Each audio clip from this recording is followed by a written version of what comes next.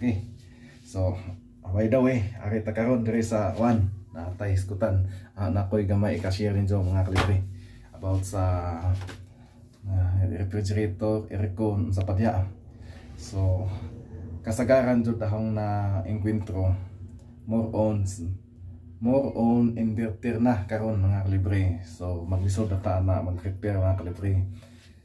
Pero no na usa ka problema mga kalibre. So, naatay itawag og outdoor board o indoor board o motherboard sa padya. Mga pisa-pisa na ingani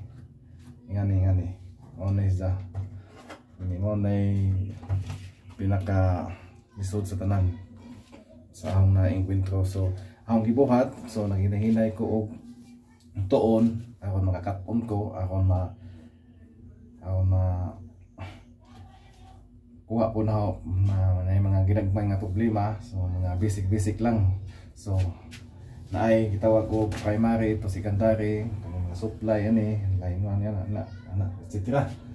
So mao na kadika laing kagasto og budget pod ngadto mag-eskwela sa inanan wadto pa kagdagan pa ka Cebu, Tacloban sa padya ato pa sa Manila ako mag-apil kag training center.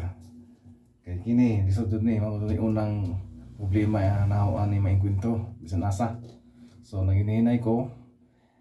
So, naawa sa ipod, uban nga, pisa nga, nakuha po na uban, sagaran. So, okay po. Madod di po nga, makakataon po tayo ginagmay aning mga electronics. So, kuan. Apo ko'y naibawaan gamay. So daghang salamat sa master si akong banggit na sige hanang tanaw sa about sa electronics. Dito ko naka-idea nga nion nga pagsulbad from beginning to end, no? Ang kalisod. So sige lang hinay lang ko hantod ninil ko ang focus ko ng mga electronics kay daghang jud kaayo ning nganing guba mga encuentro.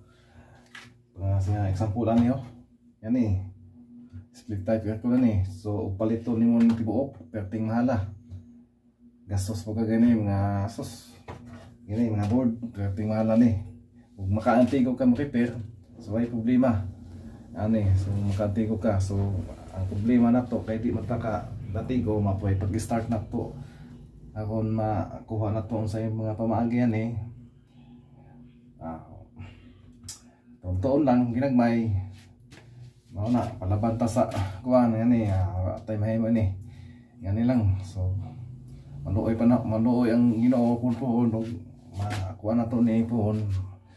So way problema aning mga ubang pisa kay na po koy na nahibawan. So katong uban nga na yung mga inverter na